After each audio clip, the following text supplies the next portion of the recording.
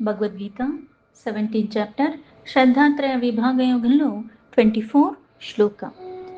తస్మాదోమిత్యుదాహృత్య యజ్ఞదాన తపః క్రియాః ప్రవర్తంతే విధానోక్తాః సతతం బ్రహ్మవాదినాం. ఇంతకుముందు యజ్ఞాలు 3 రకాలు, తపస్సులు 3 రకాలు, దానాలు 3 రకాలు అని చెప్పిన తర్వాత ఇవన్నీ ఎవరికైతే చెప్పబడుతున్నాయో ఆ పరమాత్ముడు మళ్ళీ 3 విధాలుగా ఉన్నాడని చెప్పి అందులో ముందుగా ఓంకారం గురించి, ఓం గురించి ఇక్కడ చెప్పబడి ఉన్నది. శ్లోకాన్ని మొదలు పెట్టడం తస్మాత్ అంటే అందువలన. ఏదందువలన? ఇంతకు ముందు ఏదైతే చెప్పారో ఓం తత్ సత్ 3 విధాలుగా సచ్చిదానందగన పరమాత్మ యందు ఏదైతే నిర్దేశింపబడి ఉన్నదో ఆ పరమాత్మ నుంచే సృష్టి ఆది నుంచి అన్నీ కూడా అక్కడి నుంచే వచ్చే ఆ దాని గురించే వేదాలు చెప్తున్నాయి. అందుకే ఈ యజ్ఞయాగాల రూపంలో ఏవైతే చేస్తున్నామో అవన్నీ కూడా మళ్ళీ చేసేది ఆ పరమేశ్వరుడికి. అందుకని ఇవేవైతే క్రతువులు చేస్తున్నావు, అందుకే తస్మాత్ ఓం. తస్మాత్ ఓం అంటే ఏంటి అంటే ఇక్కడ మనం ఏదైతే చేస్తున్నవి యజ్ఞాలు కానీ అలాగే దానాల రూపంలో, తపస్సుల రూపంలో చేసేవన్నీ కూడా ఆ పరమాత్మ కోసమే చేస్తున్నాం. ఆ పరమాత్మ ఎవరు అంటే ఇక్కడ ఓం అంటే పవిత్రమైన శబ్దము. అవ్యక్తం నుంచి వ్యక్తమైనది, వ్యక్తమైన ప్రతి దాంట్లో కూడా ఉన్నవాడు ఆయనే అన్న విశ్వాసంతో ఆయనకి చేస్తున్నాము. అందుకే ఇక్కడ ఓం ఇత్యుదాహృత్య, ఆ ఓం అన్న పరమాత్మ, ఆ ఓంకార రూపంలో ఉన్నది పరమాత్మ, ఆకారానికి అన్నిటికీ దర్శించుకోవటానికి అన్నిటిలో ఉన్నది పరమాత్మే, అన్నిటికీ మళ్ళీ అతీతంగా ఉన్నవాడు పరమాత్మ. అన్నిటికీ కూడా ఎలా అయితే శబ్ద రూపంలో వ్యక్తమయ్యింది, దానికి ముందు ఉన్నాడు అవ్యక్తంగా, కానీ అది నాకు తెలియట్లేదు, అందుకని ఇది పరమాత్మ అన్న విశ్వాసంతో దీన్ని నేను పట్టుకోగలుగుతున్నాను. అందుకే ఓం ఇత్యుదాహృత్య. ఇక్కడ ఉదాహృత్య అంటే ఉచ్చరింపబడుతుంది, అంటే ఇది పరమాత్మ అన్న విశ్వాసంతో దాన్ని నువ్వు ఉచ్చరిస్తున్నావు. ఇది ఎందుకు ఉచ్చరిస్తున్నావు, ఎప్పుడు ఉచ్చరిస్తున్నావు, దాన్ని పలుకుతున్నావు. ఎప్పుడు పలుకుతున్నావు? యజ్ఞ దాన తపక్రియ అంటే ఏవైతే 3 రకాల యజ్ఞాలు అని చెప్పారు, 3 రకాల దానాలని చెప్పారు, క్రియల రూపంలో ఏది చేసినప్పటికీ కూడా ఆ తపస్సులు అని చెప్పారు. ఆ 3 రకాల తపస్సులు అంటే నువ్వు ఏ గుణానికి లోబడి ఉన్నప్పటికి కూడా ఇది నువ్వు చేసేటప్పుడు అది దాన్ని ఉచ్చరించాలి, ఎందుకంటే చేసేది పరమాత్మకి. అది నువ్వు ఉచ్చరించడం ద్వారా ఆ క్రియలన్నవి నీకు మళ్ళీ సిద్ధి వైపు తీసుకెళ్తాయి. క్రమేణా ఎలా అయితే తామసీ గుణంతో ఉండి చేస్తున్నావు, ఆ లక్షణాలే ఎక్కువగా ఉన్నాయి. మెల్లమెల్లగా కొన్ని చెయ్యటం ద్వారా, కొన్ని ఉచ్చరించడం ద్వారా, కొన్ని వాటి సంపర్కాల ద్వారా నీలో మార్పు వస్తుంది. తామసీ నుంచి రజోగుణానికి, రజోగుణాన్ని నుంచి సాత్వికకి, తర్వాత మళ్ళీ దాన్ని కూడా దాటేలాగా నీ స్థితి గతి ఉంటాయి. అందుకే ఈ ఓంకారం అన్న దాన్ని పలుకుతూ యజ్ఞాలు చేయటం, దాన్ని పలుకుతూ దానాలు చేయటం, దాన్ని పలుకుతూ తపస్సులు చేయటం, దాన్ని పలుకుతూ క్రియలు చెయ్యటము. ఇలా చేసేవన్నీ కూడా దాన్ని ఉచ్చరిస్తూ ఎప్పుడైతే చేస్తున్నావో, అందుకే ప్రవర్తంతే విధానోక్తాహం. ప్రవర్తంతే అంటే దాన్ని ఎప్పుడైతే మొదలుపెట్టావో, ఆ మొదలుపెట్టేటప్పుడు కూడా ఆరంభమందు ఆ ఓంకారాన్ని ఉచ్చరిస్తున్నావు. విధానోక్త అంటే విధి విధానాలు ఒక ప్రాసెస్ ఉంది, ఆ జరిగేటప్పుడు దాన్నే ఉచ్చరిస్తున్నావు. పైగా ఇవన్నీ శాస్త్రాన్ని ప్రమాణంగా ఉండి చేస్తున్నావు. ఆ శాస్త్రంలో చెప్పబడింది అదే, అలాగే ఉన్నది అదే, అదే పరమ సత్యము. అందుకని దాన్ని ఉచ్చరిస్తూ దాన్ని మొదలు పెడుతున్నావు, అది ఉచ్చరిస్తూనే క్రతువుని నువ్వు కొనసాగిస్తున్నావు. సతతం బ్రహ్మవాదినం. సతతం అంటే ఎల్లప్పుడూ కూడా. నేనన్నదాన్ని ఒక కాల పరిమితికి ఉన్నాను కాబట్టి తర్వాత నేను ఉండే అవకాశం లేదు. నేను మళ్ళీ మనం చేసుకున్న వాసనల కొద్దీ మళ్ళీ వచ్చినా ఎలా వస్తామో మనకే తెలీదు. కానీ ఆదిగా ఉంటున్న పరమాత్మ ఎప్పుడూ ఉంటున్నవాడు. ఇలా ఆ పరమాత్మను ఉద్దేశించి చేసేవి యజ్ఞదాన తపక్రియలు ఇవన్నీ కూడా. అందుకని ఆ ఓంకారాన్ని మొదలు పెట్టేటప్పుడు ఉచ్చరిస్తున్నావు, చేసేటప్పుడు ఉచ్చరిస్తున్నావు, అలాగే అయిపోయిన తర్వాత కూడా దాన్ని ఉచ్చరిస్తున్నావు. అందుకే సతతం ఎల్లవేళలా.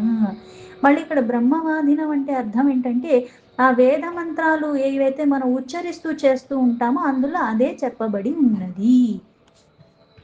దానికి యథాతథ మీనింగ్ తీసుకుంటే తస్మాదోమిత్యుదాహృత్య యజ్ఞదాన తపఃక్రియాః ప్రవర్తంతే విధానోక్తాః సతతం బ్రహ్మవాదినాం. అందుకే వేద మంత్రాలను పఠించేవారు శాస్త్రానికి చెప్పబడినట్టుగా ఆ విధానాన్ని అనుసరించి యజ్ఞాలు గాని, దానాలు గాని, తపశ్చర్యలు ఇటువంటివన్నీ చేసేటప్పుడు ఎల్లవేళలా ఓం అన్న ఆ పరమాత్మ నామాన్ని ఉచ్చరిస్తే దాన్ని మొదలు పెడతారు. ఎలా అయితే దైవాసుర సంపద్ విభాగ యోగం అంటే ఇంతకు ముందు అధ్యాయంలో ఏదైతే చెప్పారో ఇది చెయ్యాలి, ఇది చెయ్యకూడదు అని ఏదన్నా సరే మనం నిర్ణయించుకోవటానికి ఆధారంగా తీసుకోవాల్సింది శాస్త్రము. ఆ శాస్త్రంలో చెప్పబడిన విధులు చెయ్యవలసిన విధానంగా దాన్ని అనుసరించి చెయ్యాలి. ఎలా పడితే అలా, ఏది పడితే అది అన్నది చెయ్యకూడదు అని. అయితే ఇక్కడ ఆ శాస్త్రాలు అన్నవి ఏంటి అంటే వేదాలు, పురాణాలు, ఇతిహాసం ఇటువంటివన్నీ కూడా. అయితే ఇక్కడ వేదం ఏం చెప్తుంది అంటే ఆ పరమాత్మ గురించే, ఆ తత్వాన్ని అర్థం చేసుకునే విధానంగా ఏవైతే మనకి కర్మల ద్వారా కొన్ని ఆచరించు దాన్ని నువ్వు క్రమేణా ఎలా అయితే సకామ నుంచి నిష్కామకి చేరే స్థితి. నిరాకారగా ఉన్న ఆ పరమేశ్వరుడు ఎలా అయితే సాకారాన్ని దాల్చి కొన్ని లీలాలు చేస్తూ అందులో భాగంగా కొన్ని అవతారాల రూపంలో కొన్ని నామాలకి ఇన్నిటికీ ఉన్నట్టుగా ఎలా అయితే మనకి శాస్త్రంలో చెప్పబడిన కొన్ని క్రతువులు ఉన్నాయో అలాగే ఈ తపశ్చర్యలవన్నీ కూడా ఏది చేసినా సరే ఇదన్నీ కూడా ఎందుకు ఏది చేసినా అంటే యజ్ఞం, దానం, తపస్సు ఇవన్నీ కూడా అందుకే మొదలు పెట్టేటప్పుడు ఓంకారాన్ని అంటే ఇక్కడ ఇవన్నీ ఎవరికి చేస్తున్నాం అంటే ఆ పరమేశ్వరుడికి. ఆ పరమేశ్వరుడు ఎవరు అంటే ఈ ఓంకారమే ఆ పరమేశ్వరుడు. అందుకే మొదలు పెట్టేటప్పుడు దాన్ని తప్పకుండా ఉచ్చరించే తీరాలి. ముఖ్యంగా ఆ నామ మహిమను గురించి తెలుసుకోవటము. అందుకే ఇక్కడ వేద శాస్త్రాల్ని ప్రమాణంగా తీసుకుని అంటే దాన్ని ప్రమాణంగా ఎప్పుడు తీసుకుంటావు అంటే నీకు విశ్వాసం ఉంటే తీసుకుంటావు. దాన్ని అర్థం చేసుకునే ప్రయత్నం చేయటానికి తీసుకుంటావు. అలాగే ఆ అధ్యయనం చెయ్యగా ముట్టుకున్నంత మాత్రాన, చేతిలో పుస్తకం ఉన్నంత మాత్రాన మనకేమీ అర్థం కాదు. ఒక్కసారి చదివినంత మాత్రాన అర్థమైపోతుందా అంటే అవకాశం లేదు. అనంతంగా ఉన్న తత్వం అది. అందుకే ఇక్కడ ఆ ఉన్నదాన్ని నిజమైన అర్థాన్ని తెలుసుకోగలగటము. ఆ శాస్త్రాలు గాని, పురాణాలు గాని దాన్ని ఒక్కసారి చదివితే అర్థమయ్యేది కాదు. అది ఒక కథ కాదు కదా!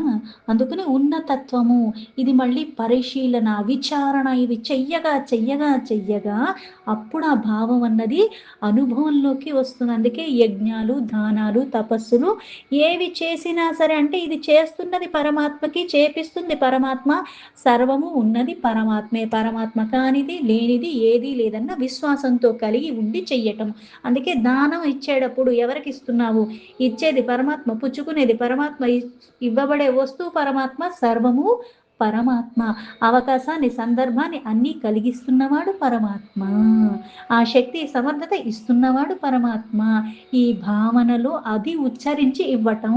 అంతేగాని ఇక్కడ ఉచ్చరించటంలో కూడా మళ్ళీ ఎందుకు ఉచ్చారణ అంతలా చెప్పబడుతున్నది అంటే ఈ ఓంకారం అంటే ఏంటి అంటే ఆ పరమాత్మ. ఉచ్చారణ అంటే మళ్ళీ ఉచ్చరించటానికి కూడా ఒక విధి విధానం ఉన్నది. చాలా స్పష్టంగా ఏదైతే ఓంకారంలో ఆ, ఉ, మ ఈ 3 ఉంటాయి. అందుకుని ఇది ఎలా అయితే సర్వానికి అక్షరానికి మూలం ఆతో మొదలవుతుంది. ఇలా మళ్ళీ ఆ అని అనేటప్పుడు ఎలా అయితే పెదవులు తెరుచుకుంటూ ఉంటాయి. లాస్ట్‌లో ఆ, ఉ, మ. ఊ అన్నప్పుడు దగ్గరికొస్తున్నాయి. మా అన్నప్పుడు పెదవులు మూసుకుంటూ ఉన్నాయి. ఇక్కడ ఆ, ఉ, మా తర్వాత కూడా ఈ ఓంకారాన్ని ఉచ్చరించేటప్పుడు దీర్ఘకాలము. మొదలుపెట్టేటప్పుడు నిదానంగా మొదలవుతుంది. పైగా ఉచ్చ స్థాయికి వెళుతుంది. మళ్ళీ క్రమేణా మా అని ఉచ్చరించేటప్పుడు మళ్ళీ కిందకొచ్చేస్తూ ఉంటుంది. తర్వాత నాద బిందువు అన్నట్టుగా ఆ నాదం వినిపిస్తూ ఉన్నది. ఇలా ఆ ఉచ్చారణ అన్నది అంతలాగా ఉండాలి. అందుకే దీంతో మొదలు పెడతాం, దీంతో కొనసాగించటం, దీంతోనే ముగించటం అన్నది జరుగుతుంది. ఇలా ఎప్పుడైతే అంతే పవిత్రమైన క్రతువులు చేయటం, పవిత్రమైన భావంతో చేయటం, చేసేది పరమాత్మ, చేపిస్తుంది పరమాత్మ, మంత్రం పరమాత్మ, ఉన్న వస్తువు పరమాత్మ, సర్వము పరమాత్మ అన్న విశ్వాసంతో చెయ్యటము. ఇదే మనం అసలైన తత్వాన్ని తెలుసుకోవటానికి మూలమని.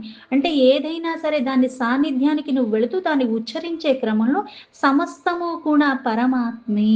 అందుకే ఇది ఎప్పుడైతే నువ్వు ఉచ్చరిస్తూ ఉన్నావో లోపాలు ఎటువంటివి జరిగినప్పటికీ కూడా ఈ ఉచ్చారణ కారణంగా అంత అంకితమైన సమర్పణ భావన కారణంగా ఆ దోషాలు తొలగిపోతాయి అంటారు.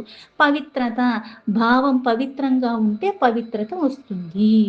అందుకే ఇచ్చేది శ్రేష్టమైన వస్తువు. ఎంత ఇచ్చావన్నది కాదు, ఎలా ఇచ్చావన్నది ప్రధానము.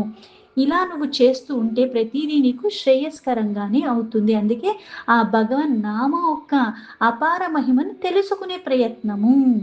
అది మహిమతో కూడుకుంది అని అర్థం చేసుకుని ఎప్పుడైతే నువ్వు చేస్తూ ఉంటావో, ఆ విధులు విధానంగా చేస్తూ చేస్తూ ఈ మంత్రాన్ని ఉచ్చరిస్తూ ఉంటే ఉచ్చరించిన మాత్రం చేత శుద్ధత్వం కలుగుతుంది. ఎలా అయితే కొన్ని క్రతువులు చేయటానికి శరీరం శుద్ధి కలిగేలాగా కొన్ని చేస్తున్నావు. ఈ శరీరం తీసుకెళ్ళి అక్కడ పెడుతున్నావు. ఈ శరీరం శుభ్రంగా ఉందన్న భావనలో పెడుతున్నావు. నీ జ్ఞానేంద్రియాలన్నిటినీ కూడా, నీ కర్మేంద్రియాలన్నిటినీ కూడా నిదానంగా చేసుకుని ఏమీ చెయ్యకుండా చేసేదాని మీద ధ్యాస కలిగేలాగా ఉండి చేసుకుంటూ ఉన్నావు. ఇలా శరీరం ఎప్పుడైతే శుద్ధి చేకూరుతుందో దానికి మళ్ళీ తర్వాత మెట్టుగా నీకు వాక్కు శుద్ధంగా ఉంటుంది. ఉచ్చరించగలుగుతున్నావు. ఈ వాక్ ఎప్పుడైతే శుద్ధంగా అయిపోతుందో తర్వాత మానసిక శుద్ధి అన్నది నీకు లభిస్తూ ఉంది. అందుకని అర్థం చేసుకుంటూ ఎప్పుడైతే నువ్వు జపం చేస్తూ ఉంటావు పవిత్రత, అలాగే ఈ పవిత్రత అన్నది కూడా నువ్వు ఆశించకుండా ఉచ్చరించకుండా ఉండలేని స్థితి, దానిలో నువ్వు తన్మయత్వం పొందేలాగా ఆ భావన అంత తీవ్రంగా ఉండి ఆ పరమాత్మ యందు అనన్యమైన భక్తి శ్రద్ధ ఉంటే కానీ అవ్వదు. ఎలా అయితే అక్షరాభ్యాసం అంటాం, అది ఎప్పుడు మొదలు పెడతాం అంటే ఎలా పడితే అలా అన్నది మొదలు పెట్ట ముందుగా ఓంకారాన్ని రాస్తారు. ఓం నమ శివాయ అని ఇలా ఏంటే అక్షరాలతో మొదలుపెట్టి ఉన్నప్పుడు కూడా పరమాత్మ నామంతో అది మొదలు పెడుతున్నాము. పిల్లలకి మళ్ళీ ఈ అక్షరాభ్యాసం కూడా ఎలా పడితే అలా ఎక్కడ పడితే అలా ఏం చెయ్యట్లేదే. అంటే ఇక్కడ ఇది నీకు నీ స్థితికి గతికి మూలమవుతుంది. అందుకు మొదటిసారిగా రాయించేటప్పుడు ఎలా అయితే చాలా జాగ్రత్తగా వాడికి పవిత్రత చేకూరేలాగా కొన్ని కొన్ని మనం రాపిస్తూ ఉంటాం. అందుకు ఆ విద్యల తల్లి అన్నది చదువు వాడికి ఆధారం అవుతుంది. వీడి చక్కగా చదువుకోవాలి, బుద్ధి వికసన వైపుగా ఉండాలి అని. పవిత్రమైన కర్మలు అందుకే ఎప్పుడూ కూడా ఓంకారంతోనే మొదలవ్వాలి అని మళ్ళీ శాస్త్రాన్ని ప్రమాణంగా తీసుకుని చెప్పారు. అందుకే ఆ వేదాల్లో చెప్పబడి ఉన్నదే ఎలా అయితే మనకి వేదాంతమైన ఉపనిషత్తుల్లో చెప్పబడి ఉందో ఉపనిషత్తుల్లో కూడా ఓంకారం గురించే ఉంటుంది. అందులో అంతా కూడా ఆ ఓంకారాన్ని ధ్యానం చేయటం, ఓంకారం అంటే ఏమిటి, ఆ పరమాత్మ అంటే ఏమిటి, ఇలా సమస్తము పరమాత్మే, ఆ పరమాత్మయే ఓంకార నాదము అని. అందుకే ఓమిత్యేతదక్షరమిదం సర్వం తస్యోప వ్యాఖ్యానం అని వస్తుంది. అంటే ఇక్కడ ఈ లోకంలో ఉన్నదంతా కూడా పరమాత్మే, ఆ పరమాత్మయే ఈ ఓంకారము. అందుకే ఈ గతించేవి ఉన్నవి రాబోయేవి అన్నిటికీ మూలం ఆ పరమాత్మ. ఆ పరమాత్మయే ఓంకారము. ఎలా ఉన్నాడు? త్రికాలాలకి అతీతంగా ఉన్నాడు. ఆదిగా ఉన్నవాడు, ఆదిగా ఉన్నది ఏంటంటే ఓంకారం, అదే పరమాత్మ. సర్వానికి మూలమైన వాడు. అందుకే ఇక్కడ శబ్ద బ్రహ్మ అని, ప్రణవ మంత్రమని, ఓంకారం అంటారు. నాద బ్రహ్మ అని కూడా దీన్ని అంటూ ఉంటారు. జగత్తు సృష్టింపబడింది పరమాత్మ నుంచి. అందుకే ఇక్కడ మొదటగా వచ్చిన శబ్దం ఏమిటి అంటే ఓంకారమే. దానిలోంచే సర్వము వచ్చాయి. ఆ ధ్వని వచ్చింది, ధ్వనిలోంచి జగత్తు, ఈ జీవరాశులన్నీ కూడా ఉద్భవించాయని శాస్త్రాలు చెప్తున్నాయి. అందుకే లోకం యావత్తు ఓంకారమే అని కూడా చెప్పబడి ఉన్నది. 3 కాలాలయందు 3 అవస్థలయందు అన్నిటా ఉంటున్నవాడు, సర్వవ్యాపిగా ఉన్న ప్రతిదానికి మూలమై ఉన్నాడు. అందుకే సమస్తము పరమాత్మ, ఆ పరమాత్మయే ఈ ఓంకారం. అందుకే సర్వం హేతద్ బ్రహ్మ అయమాత్మ అని కూడా ఉంటుంది. అంటే అన్ని పరమాత్మయే. ఈ అన్ని అయిన పరమాత్మ సర్వవ్యాపిగా ఉన్నాడు, అంతర్యామిగాను ఉన్నాడు, ఆత్మరూపంలో ఉన్నాడు. మళ్ళీ దీనికి కూడా మళ్ళీ 4 అవస్థలు ఎలా అయితే మనకి చెప్తూ ఉంటామో, మొదటిది ఏంటి అంటే జాగ్రత్త అవస్థ, ఆ జాగ్రత్త అవస్థ తర్వాత మళ్ళీ స్వప్నవస్థ, స్వప్నవస్థ తర్వాత మళ్ళీ సుషుమ్న, దాని తర్వాత తురియ. అందుకే గుణాతీత సర్వాతీత అని పరమాత్మను అంటూ ఉంటాం. అంటే అన్ని అవస్థల్లో ఉంటున్నవాడు పరమాత్మే, అన్నిటికీ మళ్ళీ పరమంగా ఉంటున్నవాడు కూడా ఆ పరమాత్మయే, మార్పులు చేర్పులు లేకుండా. సమస్తానికి మూలమైన వాడు ఒక్కడే. అదే పరమ సత్యము. అది అనుభూతి చెందటమే ఈ జీవితం యొక్క పరమ లక్ష్యము. దాన్ని గ్రహించగలిగే వ్యక్తి నిజమైన శాంతి పొందటానికి వాడికే అది సులభము. అన్వేషించాలి. విచారించిన వాడికి ఆ శాంతి అన్నది లభిస్తుంది. ఇదే మళ్ళీ మనకి కఠోపనిషత్తులో కూడా ఏంటి, ఏకోవసి సర్వభూతాంతరాత్మ అని. అంటే ఈ ఆత్మలా ఉన్న ఆ పరమాత్మయే సమస్తాన్ని పాలిస్తున్నవాడు, అందరిలోనూ కొలువై ఉన్నవాడు, అందరి హృదయాలయందు నివసిస్తున్నవాడు, ఒక్కడే అయినప్పటికీ కూడా అనేకంగా కనిపిస్తున్నాడు. ఈ ఆత్మ అనుభూతిలో ఎవరైతే గ్రహించి ఉన్న ప్రాజ్ఞులు ఉన్నారో వాళ్ళకే శాశ్వతమైన ఆనందం లభిస్తుంది. ఇంకా ఎవరికి లభించదు. ఇది ఎలా లభిస్తుంది? అనన్యమైన భక్తి ఉంటే లభిస్తుంది. అజ్ఞానం అన్నది మూలాల నుంచి తొలగిపోతే లభిస్తుంది. భగవంతుడే శక్తి అని, అదే మళ్ళీ మాయ అని కూడా ఈ మాయని ఛేదించాలి.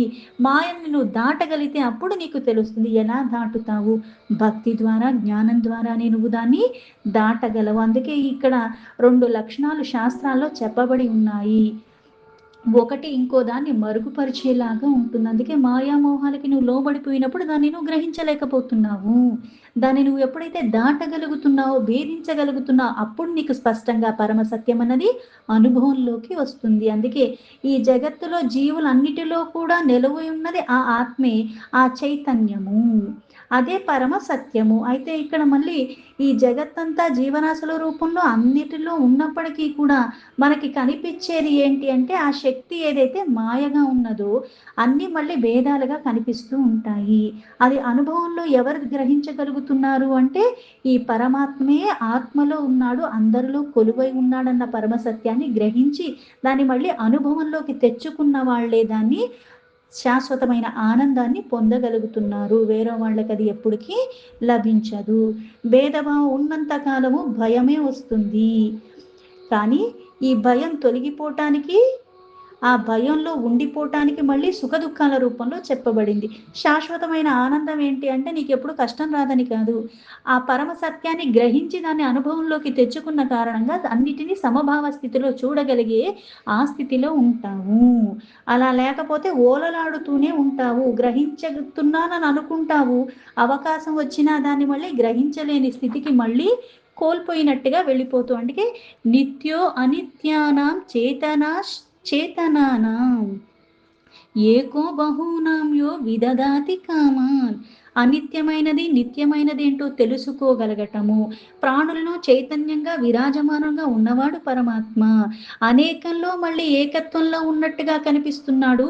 అన్ని కోరికలు అందరికీ నెరవేరుస్తున్నవాడు. ప్రతి ఒక్కళ్ళొక్కరు హృదయంలో ఆత్మగా నివసిస్తున్నవాడు. ఇది ఎవరైతే అనుభవంలో గ్రహిస్తున్నారో వాళ్ళకే శాశ్వతమైన శాంతి లభిస్తుంది. ఆత్మానుభూతి, భగవద్ అనుభూతి, భగవద్ దర్శనం ఇవన్నీ సామాన్యంగా మనం వింటూ ఉంటాం. అయితే ఇవి అందరికీ లభించేస్తాయా అంటే దీన్ని చదివినంత మాత్రం నాకు అర్థమైపోయింది, నాకు అనుభవంలోకి వచ్చేసిందంటే కుదురుతుందంటే రాదు. కానీ తెలుసుకునే ప్రయత్నం చేస్తున్నావు. ఇది ఒకళ్ళు చెప్తే అర్థమయ్యేది కాదు, ఒకళ్ళు చూపిస్తే కనిపించేది కాదు.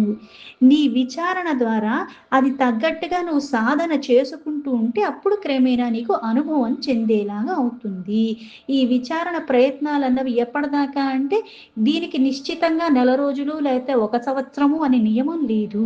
నీ పరిపక్వత బట్టి, నీ విచక్షణ బట్టి, నీ శ్రద్ధ బట్టి, నీ భక్తి బట్టి, కొంతమందికి మనకున్న వాసనలు ఆ కర్మలను మళ్ళీ తొలగించుకునే ఆ క్రమం బట్టి కొంతమందికి నెలకి రావచ్చు, కొంతమందికి 15 రోజులు ఒక పక్షంలో రావచ్చు, కొంతమందికి కొన్ని సంవత్సరాలు పట్టచ్చు. సాధనదే నియమమదే అయినప్పటికీ కూడా మళ్ళీ ఇందులో వ్యత్యాసాలు ఉంటాయి. కానీ ఆ విచారాన్ని ప్రయత్నాన్ని విడిచిపెట్టకుండా కొనసాగుతూనే ఉంటే ఇలా ప్రశ్న సమాధానం అన్ని వెతికే ప్రయత్నంలో నీ అనుమానాలన్నీ తొలగించుకుంటూ ఆ నిజమైన దాన్ని, వాస్తవాన్ని విడిచిపెట్టకుండా దాన్ని అన్వేషించుకుంటూ నువ్వు ఎప్పుడైతే ఉంటావో అందుకే ఉచ్చారణ మాత్రం చేత కూడా నీకది లభిస్తుంది. ఎవరి ద్వారా అయితే సర్వులు ప్రకాశింపబడుతున్నారో, ఎవరి వల్ల అయితే సర్వులు జీవిస్తూ ఉన్నారో ఆ సర్వమే ఈ సమస్తమే ఈ ఓంకారం అన్న నాదము. అందుకే అకారం అన్నది జాగృత అవస్థ అయింది, ఉకారం అన్నది స్వప్నవస్థ అయింది, మకారం అన్నది సుషుమ్న అవస్థ. ఈ శాస్త్రాల ప్రమాణంగా తీసుకుని వేద, పురాణ ఇవన్నీ అర్థసహితంగా తెలుసుకునే ప్రయత్నం తెలిసిన వాడే ఈ ఓంకారాన్ని ఎప్పుడూ విడిచిపెట్టడు. అందుకే యజ్ఞం చేసినా, తపస్సు చేసినా, దానాలు చేసినా ఓంకారంతోనే మొదలు పెడతాడు. దాన్ని విడిచిపెట్టకుండా అది పరమాత్మ అన్న ఎరుకలో ఉండి చేస్తారు. అందుకే ఇవన్నీ మొదలుపెట్టేటప్పుడు ఓంకారము, అది జరిగేటప్పుడు ఓంకారము, తర్వాత సమర్పణ భావంతో అంకితంలాగా అయ్యాక కూడా మళ్ళీ ఆ పరమాత్మే ఓంకార రూపము అన్న భావనలు. అందుకే మనకి అన్నం పరమాత్మ అంటాం. అలాగే ప్రాణం పరమాత్మ, మనస్సు పరమాత్మ, బుద్ధి పరమాత్మ. అంటే జీవం వృద్ధి చెందటానికి ఆహారం కావాలి. ఈ ఆహారమే పరమాత్మ. అది నీకు పోషణ కలిగిస్తుంది. మళ్ళీ ఆహారం నుంచే ఉద్భవిస్తున్నారు జీవరాశులు.